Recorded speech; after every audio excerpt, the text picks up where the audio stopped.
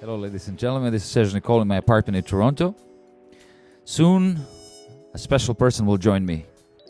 It is Etric Lyons, who will be my guest today. He is an amazing composer, producer, sound designer, and first and foremost, bassist. No one grooves like Etric Lyons. I'll attest to that. So without a further ado, let's bring Etric in to our conversation. So, hello, Etric. Let's start Serge, first with how are you doing? I'm actually in Puerto Vallarta, Mexico. That's where I am. You went for a vacation on the 15th of February, and then pandemic happened, so your flight was postponed. You couldn't fly out. Serge, I came down here on a sabbatical, and I tend to do that in the winter times. And of course, as you know, the pandemic came, and I have been here ever since. So essentially, I'm on a forced extended sabbatical. I've been down here for 6 months. Were you able to do any work?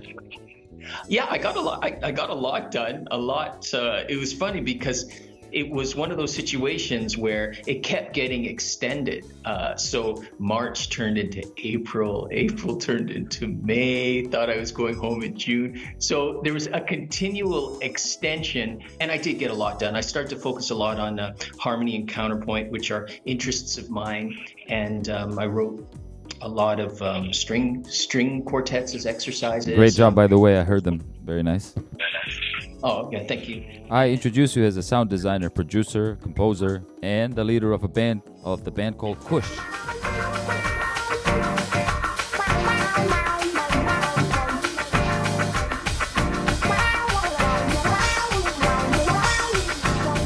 Tell us more about the band for people who don't know.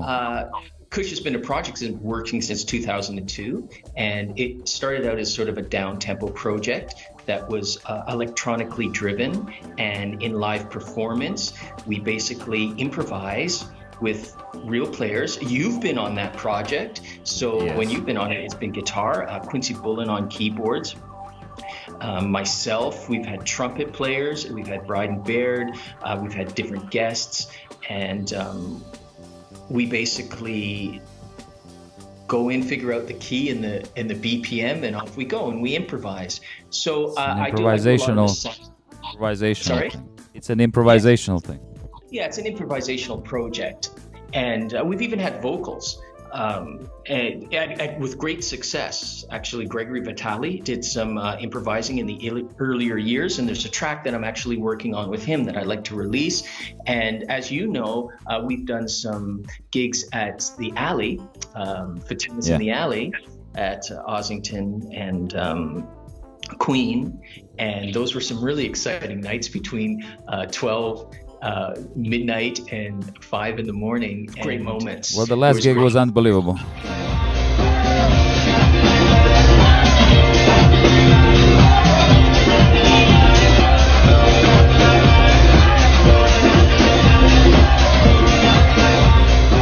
remember that one. I won't forget that one. That was amazing. It was really great actually having you involved, because the first gig you ever did with Kush was many, many years ago, and it was as a guest. And after that, you came out and saw some shows and started to get a strong sense of what the parameters were.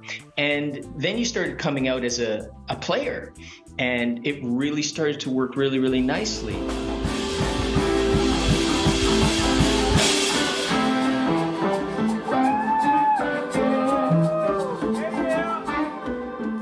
Kush has released, you have released how many albums with Kush already? Oh boy, let's see. Don't hold me to it, but I think it's about 6 off the top of my head.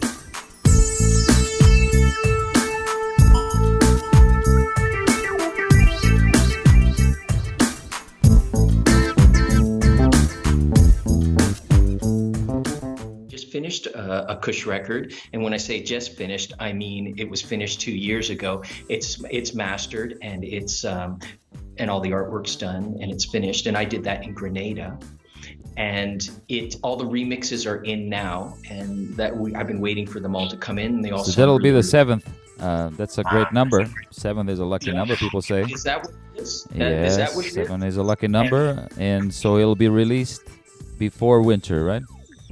Yeah, I think we're going to let that out before winter. I wanted all the remixes to come in before I released the record, and that's going to be on Slam and Media Believe.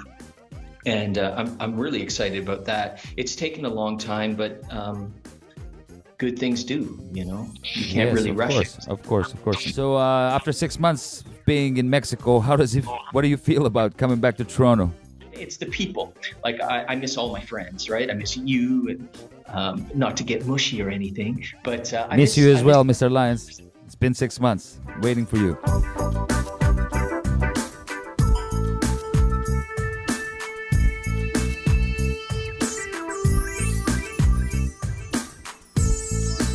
And so, what are your thoughts about pandemic when you come back, specifically related to the music business? What do you expect what do you think?